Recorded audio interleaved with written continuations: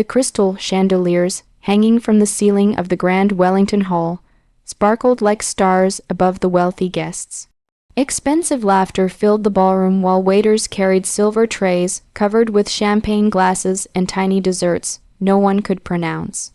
Everyone wore designer suits and glittering jewelry, everyone except Ethan Cole. Ethan stood quietly near the entrance, adjusting the sleeves of his old gray suit. It was the only formal outfit he owned, slightly worn at the cuffs from years of use. He already regretted coming. His older sister, Vanessa, had personally invited him to her engagement party 3 weeks earlier. The message had sounded warm and sincere. "You're still my brother. Please come." For a moment, Ethan believed maybe things between them could finally improve. Now, standing alone while strangers stared at him with judgment, he realized he had been wrong. "There he is," Vanessa suddenly announced loudly. The crowd turned toward Ethan as Vanessa walked across the ballroom in an elegant white dress, her diamond necklace shining under the lights. Her fiancé, Richard Langford, followed beside her with a smug smile. Vanessa kissed the air near Ethan's cheek without actually touching him. "You made it," she said, scanning his cheap suit. "I was honestly worried security might stop you at the entrance." Several guests laughed quietly. Ethan forced a small smile. "Congratulations, Vanessa." Richard extended a hand lazily. "So you're the famous little brother?" Ethan shook his hand politely. Vanessa picked up a champagne glass and turned toward her wealthy guests. "Everyone, this is Ethan. He works as a security guard." The way she emphasized the words made Ethan feel smaller instantly. "A security guard?" one woman repeated with surprise. Vanessa laughed lightly. "Yes, nothing glamorous, but at least he's employed." More laughter followed. Ethan felt heat rising in his face, but he stayed silent. He had learned years ago that silence hurt less than arguing. Their mother sat at a nearby table, looking uncomfortable. Her weak smile broke Ethan's heart more than the insults. Vanessa continued talking as if Ethan were invisible.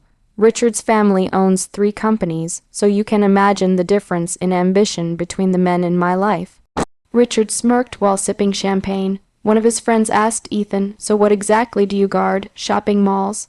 "A private facility," Ethan answered calmly.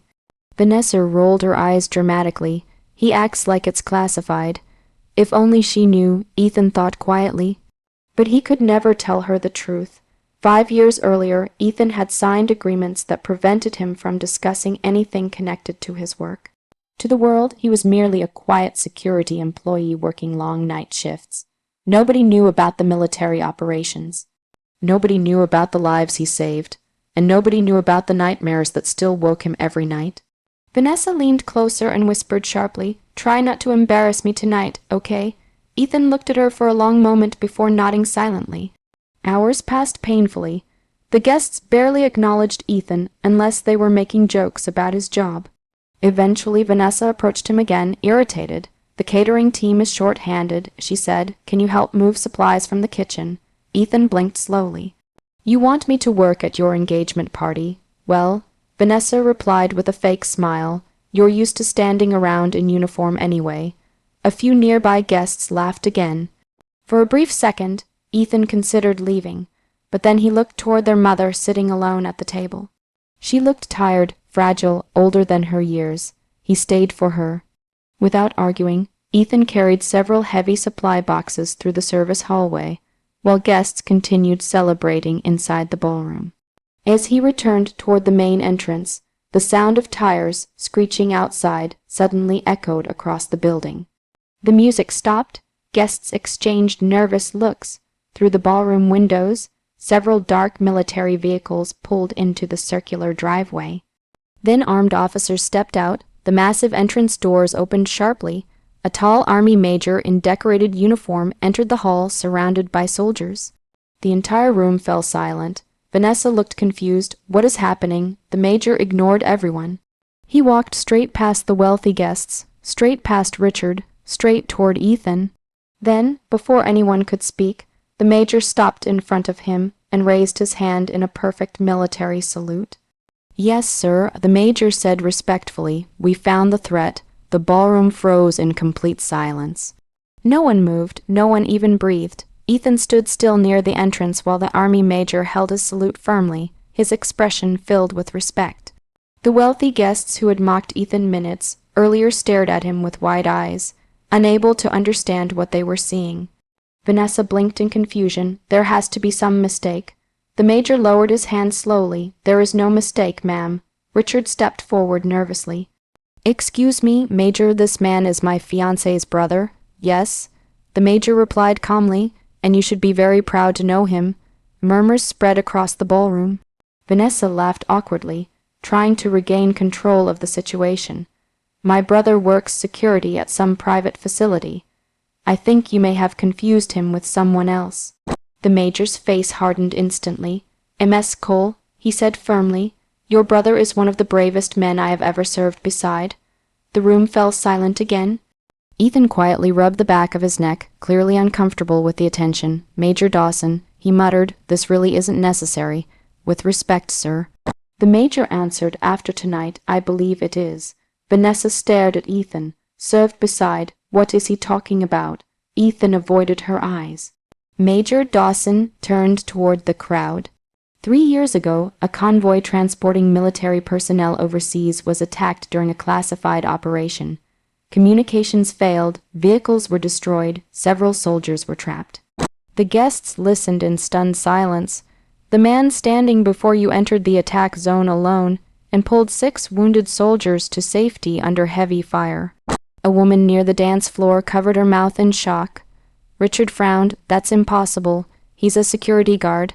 He is, the major replied, and one of the finest protection specialists this country has ever had. Ethan sighed quietly. Major, but Dawson continued. Months ago, there was another incident at the research facility where Ethan currently works. A coordinated breach attempt threatened hundreds of civilian lives. The major looked directly at Ethan with admiration. He stopped it before backup arrived. Vanessa's face slowly lost color. Every insult she had spoken earlier echoed painfully inside her mind. Just a security guard, she suddenly felt sick. One of the guests whispered, why would someone like him work such an ordinary job? Ethan finally spoke. Because I wanted an ordinary life. His voice was calm, but exhaustion hid beneath every word. The major nodded respectfully. After everything he survived, he refused medals, interviews, and promotions. He requested reassignment and disappeared from public records. The room looked at Ethan differently now. Not with mockery, with awe. Richard forced a nervous smile and extended his hand again. Well, Ethan, I guess we got off on the wrong foot. Ethan glanced at the hand but did not shake it. Richard slowly lowered it, embarrassed. Vanessa stepped closer to her brother. Why didn't you tell me any of this? Ethan looked at her quietly for several seconds. Would it have mattered? He asked softly. The question hit harder than any insult. Vanessa opened her mouth but could not answer. Their mother suddenly began crying at her table. All those nights, she whispered. You said you were working overtime. Ethan walked gently toward her. Mom, you were risking your life, she said tearfully. He knelt beside her chair. I'm okay. No. Vanessa interrupted sharply, emotion cracking her voice. You let us believe you were a failure. Ethan slowly stood. For the first time that night, years of buried pain appeared in his eyes. A failure, he repeated quietly. Vanessa looked shaken but defensive. You hid everything. Ethan gave a small, bitter smile. When Dad died, I worked 3 jobs to help pay the bills. He said, you were in college, Mom was sick. Somebody had to hold things together. Vanessa looked down. I didn't need praise, Ethan continued, but hearing my own sister laugh at me tonight, his voice tightened slightly. That hurt more than you'll ever understand. Tears filled Vanessa's eyes instantly. The ballroom remained painfully quiet. Major Dawson stepped beside Ethan and handed him a small black case containing an official military commendation. You earned this long ago, the major said. Ethan stared at the medal for a moment before reluctantly accepting it. Then, without another word, he turned and walked toward the exit. As the doors opened, the soldiers outside immediately stood at attention, and one by one, they saluted him.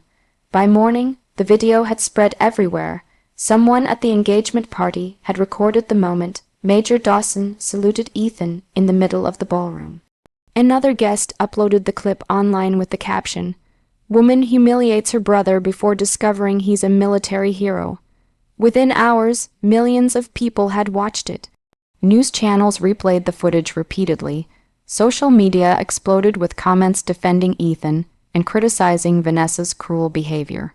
Former soldiers praised Ethan's calm dignity, while others admired the way he never exposed his achievements for attention. But Ethan himself avoided all of it. While the internet argued over his story, he sat alone inside the small security office at the research facility, sipping cold coffee during another night shift. The flickering monitors reflected across his tired face. To Ethan, nothing had really changed. The nightmares still came. The silence still followed him everywhere, and the pain from his sister's words still lingered deeper than he wanted to admit. Meanwhile, Vanessa's perfect world began falling apart. Her wealthy friends suddenly stopped calling. Online articles painted her as shallow and heartless. Strangers flooded her social media pages with angry comments. Even Richard's family became uncomfortable. "This attention is damaging," Richard's mother warned during a private dinner. "People think our family supports this behavior." Vanessa sat quietly, unable to defend herself. For the first time in years, she was being judged the same way she once judged others. 2 weeks later, Richard postponed the wedding indefinitely. "We need space," he told her coldly. Vanessa watched him leave her apartment, feeling completely alone. That same evening, she drove across town to Ethan's apartment for the first time. The building was old and modest, located far from the luxury neighborhoods she preferred. She hesitated before knocking softly. Ethan opened the door wearing a plain black t-shirt, clearly surprised to see her. "What are you doing here?" Vanessa looked nervous. "Can I come in?" After a long pause, Ethan stepped aside silently. The apartment was small but clean. Old family photos rested on shelves beside military books and neatly folded uniforms. Vanessa noticed stacks of unpaid-looking paperwork near the kitchen counter. Then she saw something that made her stomach twist painfully. Medical bills, their mother's medical bills, dozens of them. Vanessa picked one up slowly. "You paid these?" Ethan leaned against the wall quietly. "Most of them." Her voice became weak. "Since when?" "Since Mom got sick 3 years ago." Vanessa stared at him in disbelief. "Why didn't you ask me for help?" Ethan gave a tired smile. "You were busy building your perfect life." The words were not cruel. That made them hurt even more. Vanessa sat down slowly, tears filling her eyes. "I thought you didn't care about this family anymore." Ethan looked toward the window. "After Dad died, everything changed," he said softly. "You escaped into success. I buried myself in work." He paused. "I guess we both handled grief differently." Vanessa wiped her tears quickly. "I was horrible to you." Ethan remained silent. "No," she whispered painfully. "I was worse than horrible." For several moments, only silence filled the apartment. Then Vanessa finally asked the question haunting her since the party. "Why never tell anyone the truth?" Ethan looked down at his hands. "Because the people I couldn't save matter more to me than the praise from the people I did." Vanessa broke down, crying completely. Years of arrogance, pride, and cruelty suddenly felt meaningless beside the quiet sacrifice her brother carried every day. A knock interrupted the moment. Ethan opened the door to find Major Dawson standing outside. "I hope I'm not interrupting," the major said politely. Ethan shook his head. "What's going on?" The major handed him a sealed envelope. "The department wants you leading a new national security program," Dawson explained. "Higher pay, full command authority." Vanessa looked shocked. Ethan immediately shook his head. "No, you haven't even read it. I'm done with that life." Major Dawson stepped closer. "The younger officers need someone like you." Ethan looked uncertain for the first time. Then Vanessa quietly spoke through tears. "Maybe it's time people stop overlooking you." 6 months later, the atmosphere inside St. Andrew's Garden Hall felt completely different from the glamorous engagement party that had once ended in humiliation. There were no crystal chandeliers, no wealthy socialites, no reporters waiting outside. Only warm lights, soft music, and close family gathered together honestly for the first time in years. Vanessa stood near the wedding stage in a simple ivory dress, nervously fixing her hands together. After Richard left her, she spent months rebuilding her life quietly. She stopped chasing status, deleted her fake online image, and focused instead on repairing the relationships she had damaged, especially the one with Ethan. Their mother sat proudly in the front row, healthier now after months of treatment. Ethan had continued helping with the medical expenses, though Vanessa now shared every responsibility equally. And tonight, Vanessa was marrying someone entirely different.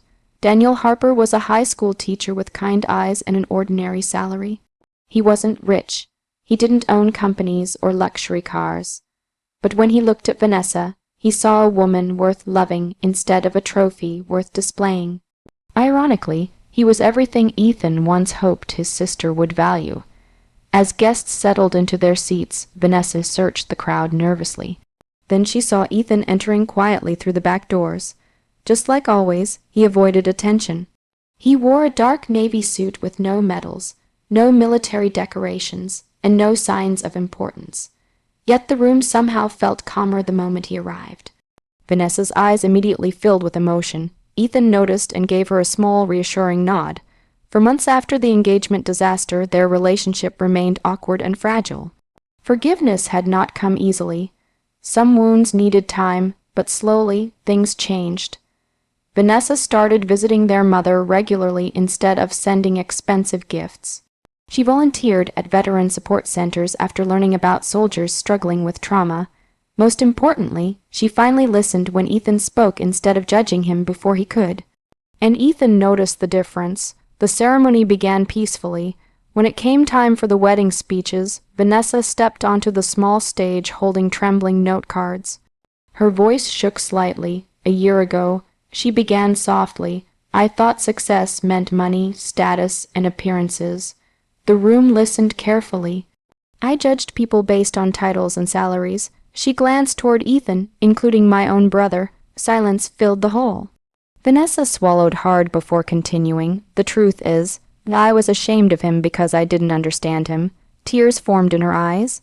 Meanwhile, he spent years protecting people, supporting our mother, and carrying pain none of us even noticed. Their mother quietly wiped away tears. Vanessa looked directly at Ethan now. I called him just a security guard. Her voice cracked completely. But the strongest person in my life was standing beside me all along. Several guests became emotional. Ethan lowered his eyes uncomfortably, never enjoying public attention. Vanessa stepped down from the stage and walked toward him slowly. I can't erase the hurt I caused, she whispered, but I will spend the rest of my life trying to become someone worthy of being your sister. The room remained completely silent as everyone waited for Ethan's response. For a moment, he said nothing. Then finally, Ethan stood and gently hugged her. Vanessa burst into tears against his shoulder. The guests applauded softly, many wiping their eyes. At that exact moment, the entrance doors opened quietly. Major Dawson entered wearing formal military dress uniform. Ethan immediately sighed under his breath. You've got terrible timing. The major laughed warmly before walking forward. I came for the wedding, he said, not the drama this time. Guests chuckled softly. Dawson turned toward the room. I've served beside many men, he said proudly, but very few understand courage the way Ethan Cole does. Ethan looked embarrassed already. The major smiled slightly. Real heroes are often the people society overlooks. The words settled deeply into everyone's hearts. Later that evening, beneath glowing garden lights and soft music, Vanessa introduced Ethan to several guests with quiet pride in her voice. This is my brother, she said warmly. Then she smiled through tears, the bravest man I know.